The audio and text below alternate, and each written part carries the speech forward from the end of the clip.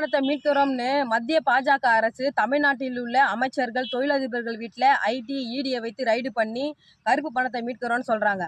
ஆனால் தமிழ்நாட்டில் உள்ள பாஜகவுடைய 3000 கோடி மதிப்பிலான கருப்பு பணத்தை கண்டுபிடிச்சி வருமான வரித்துறை இயக்குனர் அலுவலகத்தில் ஒப்படைச்ச அமைப்பு இந்த வீரலட்சுமி தலைமையிலான தமிழர் முன்னேற்ற படை அமைப்பு.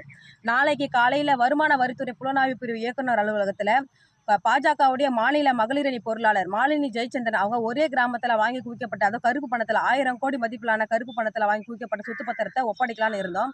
ஆனால் தமிழக பாஜக தலைவர் அண்ணாமலை அவர்கள் இன்னும் 2 தினத்தில் செய்தியாளர் முன்பு பாஜகவுடைய மாநில மகளிரணி பொருளாளர் மாலினி ஜெயச்சந்திரனுக்கு இந்த 5000 கோடி சொத்து கருப்பு பணத்தில் வாங்கின சொத்தும் அந்த பணம் எந்த வகையில் எப்படி வந்ததுன்ற தகவலை செய்தியாளர் முன்பாக இன்னும் 2 தினத்தில் நாட்டு மக்களுக்கு தெரிவிப்பதா எங்களுக்கு ஒரு செய்தி வந்திருக்குது.